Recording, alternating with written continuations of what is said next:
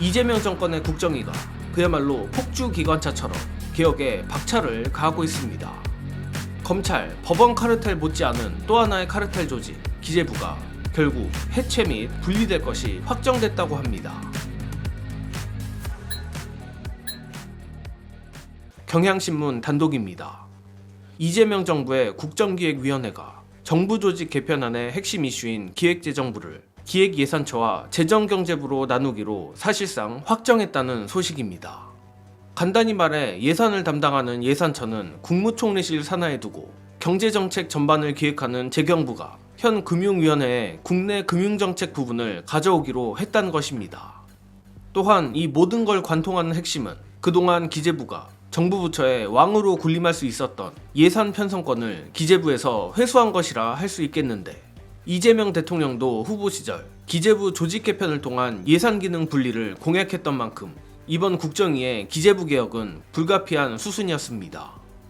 이에 경향신문이 취재한 여권 관계자의 말을 종합하면 이재명 대통령이 직접 언급한 기재부의 예산 기능 분리, 국내 금융 분야 재경부 합병 내용은 사실상 확정됐다고 합니다. 특히 현재의 기재부가 예산과 재정, 경제정책 등을 모두 포괄하고 있어 기재부가 가진 힘이 너무나 비대하다는 지적이 많은 상황인지라 국정위는 기재부로부터 예산 기능을 분리하면서도 예산처를 대통령실이 아닌 총리실 산하에 두어 어느 정도 견제와 균형의 추를 맞췄습니다. 그리고 이렇게 되면 2007년 노무현 정부 시절까지 운영했던 예산처와 재경부 체제로 돌아가는 셈이라고 합니다. 자, 사실 체감이 덜 되는 면은 있지만 이번 기재부 개혁은 개인적으로는 검찰의 수사권, 기소권 분리와 비등할 정도의 개혁이라고 생각합니다.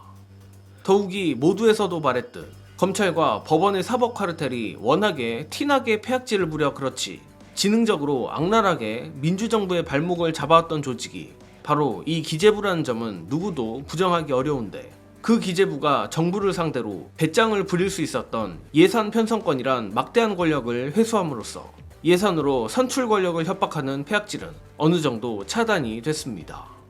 물론 반복해서 말하지만 검찰청의 경우 77년 만에 해체가 되는 데 비해 기재부는 그저 노무현 정부 체제로 돌아가는 것이니 파격성 면에서는 많이 떨어질 수밖에 없긴 하나, 아무튼 검찰이든 기재부든 정부의 부처가 국민이 뽑은 선출 권력을 압박하는 기형적 구조가 점점 정상화되고 있다는 겁니다. 다만 그럼에도 불구하고 끝까지 반란과 기득권 유지 DNA를 가진 자칭 엘리트 조직을 장악하기 위해선 조직구조 개편에만 그쳐선 안됩니다.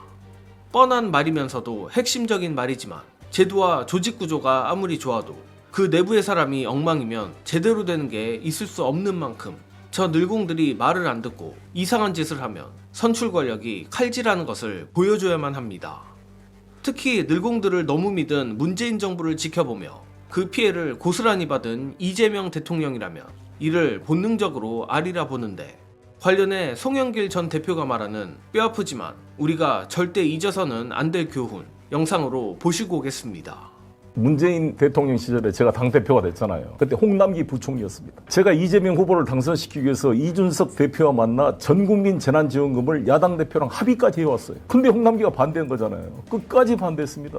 내가 뭐라 그러니까 홍남기 씨가 대표님 나 자리에 연연하지 않습니다. 사표를 넣고 다닙니다 그러더라고요. 이런 건방진 바로 좀 자르자 그랬더니 김부겸 총리도 끌려다니고 유영민 비서실장, 내가 몇 번 이야기했어요. 바로 홍남기 자르고 그때 기재부 1차관이 김용범이었어요. 김용범이를 기재부 장관을 임명해 주시면 당대표랑 당정 협의를 통해서 전국민 재난지원금 바로 실시하고 해서 이재명 후보를 좀 띄워줘야 될 거 아니냐. 뒷받침했으면 24만 표로 지는 여당 후보가 어디가 있습니까? 네. 이거는 아예 안 도와주려고 작정을 한 거지. 그 홍남기에 대한 분노. 아니 그래서 윤석열 되자마자 60조가 넘는 돈을 가지고 몇백만 원씩 돈을 풀고 지방선거를 했잖아요. 이 기재부 이 나쁜 놈들이 문재인 대통령을 속인 거잖아. 완전히 세수 계산을 일부러 누락시켰는지 50조가 넘는 세입 계산을 잘못해가지고 돈이 없다고 추경을 벌벌 떨고 안 해준 거 아닙니까? 그 대선 기간 동안에.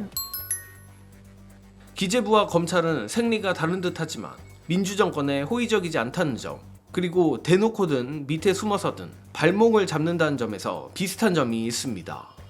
안 그래도 근 며칠간 단행된 검찰, 법무부, 대통령실 인사를 두고 우려의 목소리가 크며 이는 충분히 근거 있는 우려라고 생각합니다. 다만 앞서 말한 것과 연결되는 부분인데 제도나 조직 개편과 더불어 더 중요한 건 선출 권력이 늘공들을 어떻게 다루느냐라 봅니다. 예컨대 검찰처럼 애초에 도덕 기준이 개판인 조직도 있겠지만 기본적으로 늘공은 영악하고 기회주의적 습성을 가지고 있으며 가질 수밖에 없습니다. 또한 그들도 바보가 아닌 이상 처음부터 선출 권력에 대항하는 것이 아니라 한 번, 두 번 슬쩍 간을 보며 그 강도를 높여갈 것입니다. 바로 이 지점에서 이재명 대통령이 그 선을 명확하게 긋고 칼질할 땐 자비 없이 칼질을 했으면 좋겠습니다.